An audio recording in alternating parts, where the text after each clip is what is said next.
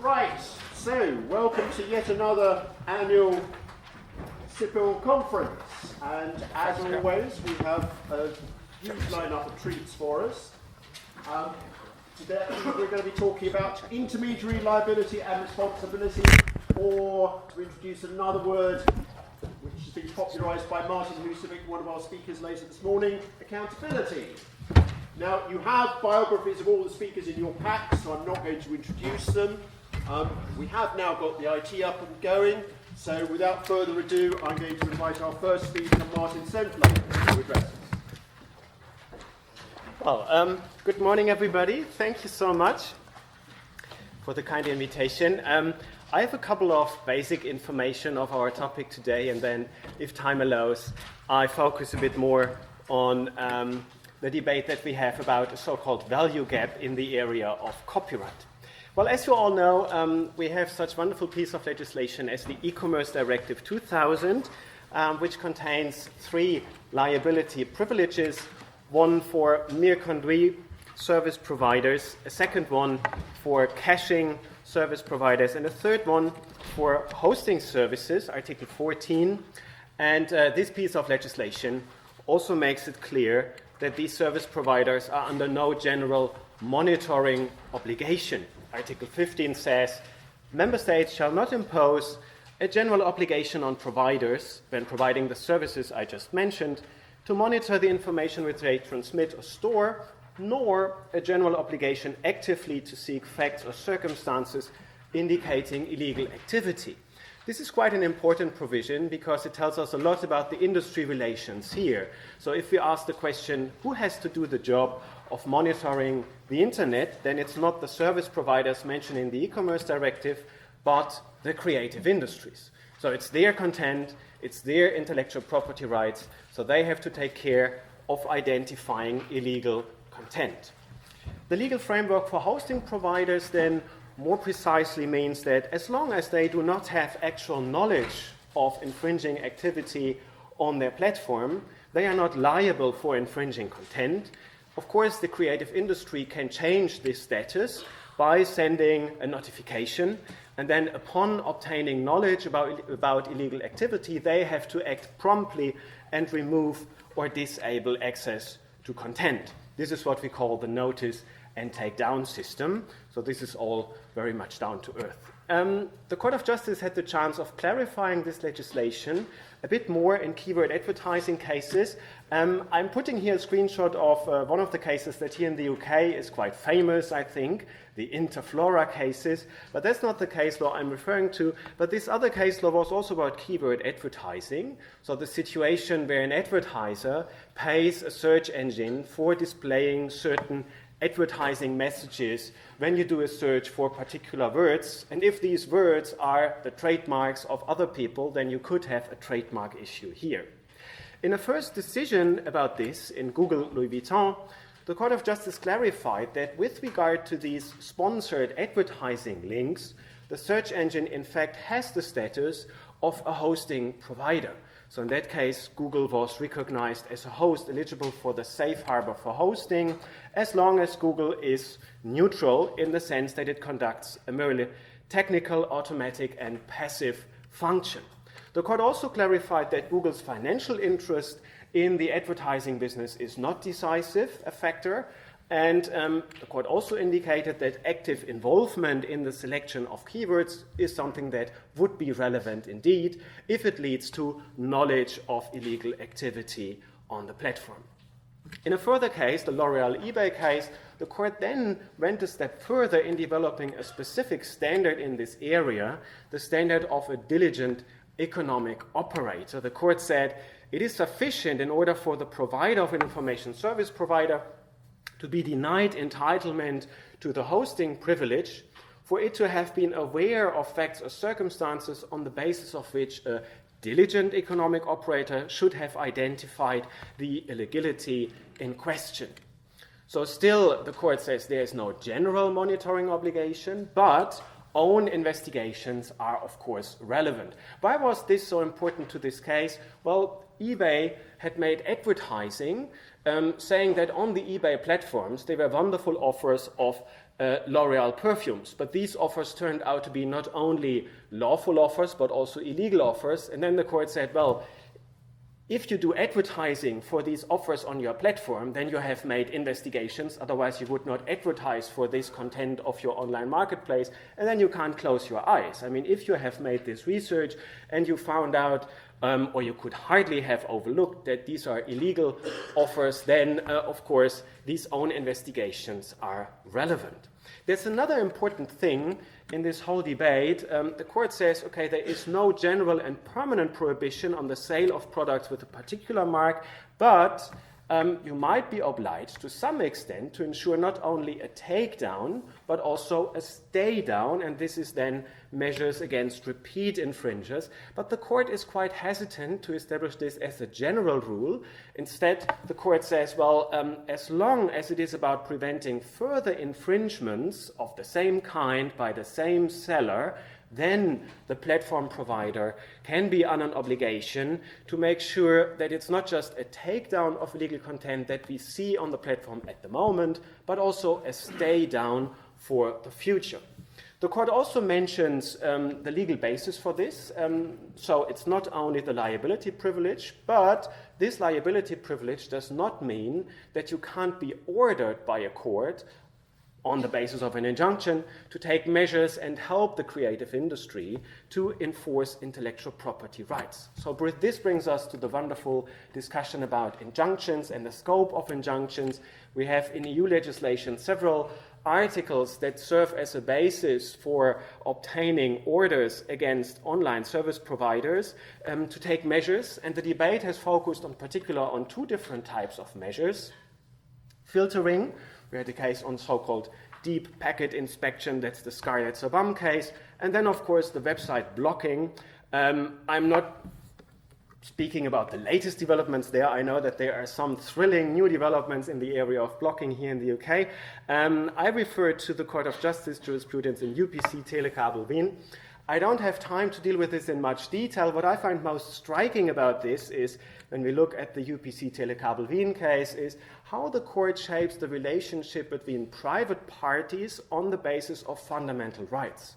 Fundamental rights are traditionally rights against the state. And in this case, the court says, no, we can derive quite a lot of things from these fundamental rights to regulate also the relationship between service providers, customers, and the creative industries. In particular, the court said, well, there is an obligation to safeguard freedom of expression of customers, even if you block. Quite an interesting question. How can you block website content on the one hand and still ensure freedom of expression of your customers? And the court also said, when it comes to the proportionality question, that blocking orders are possible even if they are not 100% effective, in the sense of putting 100% an end to illegal file sharing or other activities. Then when we look at the Scarlett Sabam case, the fundamental rights dimension is even more striking. The court says these are the fundamental rights involved: freedom of expression, privacy of customers, freedom to conduct a business of service providers, and then protection of intellectual property for the creative industry. And says the court, a general filtering obligation is impermissible because this would not be respecting the requirement that a fair balance be struck. So we know for sure that we can't have a general filtering obligation. What was asked in this case is basically the online service provider opening whatever communication is running through its network and checking whether there is illegal content in this communication. So this is all known very well. If this has all been settled by the Court of Justice, what is the basis for the value gap debate which we see nowadays in copyright law?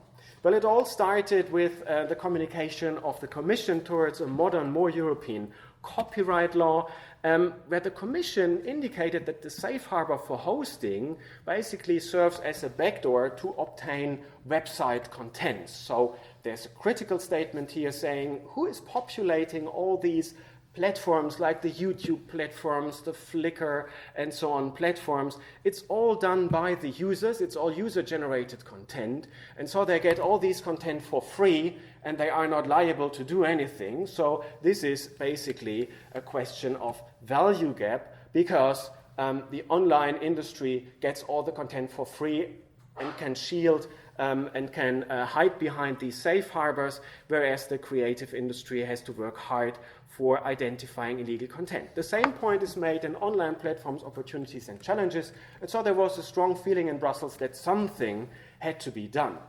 When you read the proposed new legislation, and that's in particular Article 13.1 of the proposed Digital Single Market Copyright Directive, it says rather neutrally, information society service providers that store and provide to the public access to large amounts of works or other subject matter uploaded by their users shall, in cooperation with right holders, that sounds nice, I mean cooperation is a positive word, so they decided to work together, which is good news for everybody, of course, take measures to ensure the functioning of agreements concluded with right holders.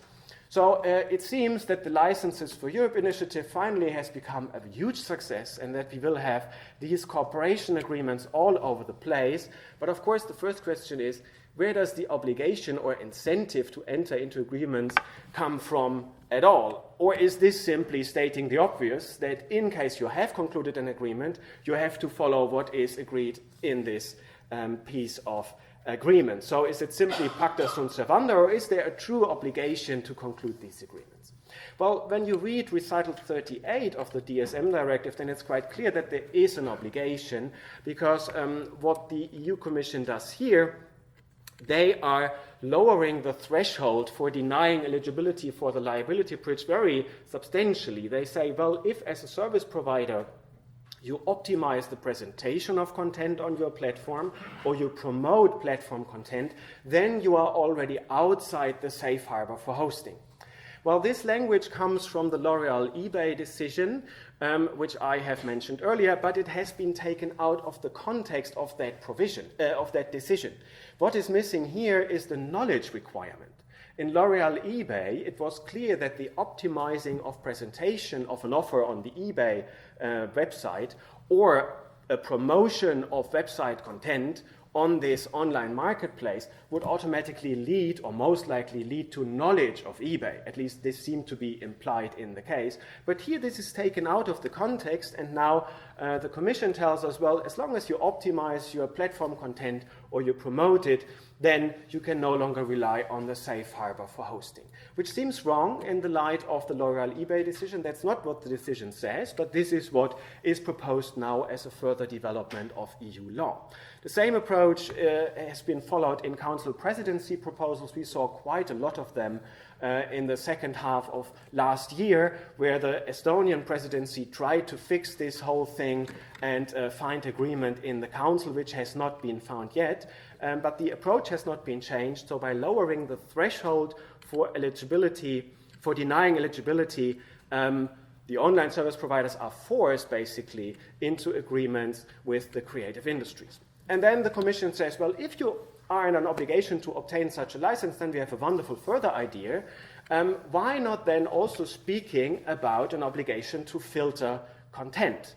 And well, the legislation does not really say filter content, it says content recognition technologies, but I mean, this is a bit like referring to weapons and calling them defense technology. So, those measures, such as the use of effective content recognition technologies, is simply filtering technology. So this is what is on the table. What I find really striking about it is the reliance on industry cooperation. So it seems that a future scenario under this legislation could be that the creative industry and the online platform industry meet at regular intervals and they say, okay, what are we filtering this month? And then they will take decisions on the basis, I mean, they are business people, they will take decisions on the basis of efficiency. I mean, this is how businesses work.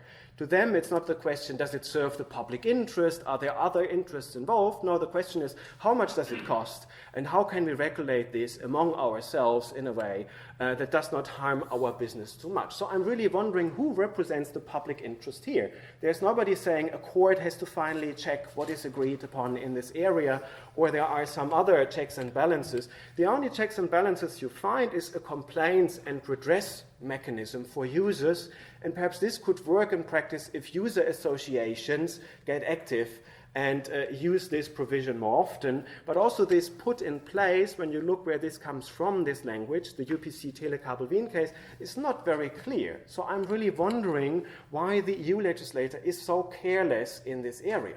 I think it's basically an open-heart operation in the area of internet freedoms, and this is our major information tool at the moment.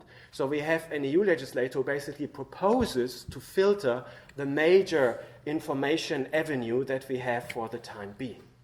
There's another more economic concern, and this is the risk of market concentration. When we look at these filtering technologies, there is much commentary saying, well, the big players in the market, they already have the most advanced filtering technology. So Google is reported to have the most advanced system, the Google Content ID system, which they use in YouTube. Google is also reported to have invested really lots and lots of money in developing this.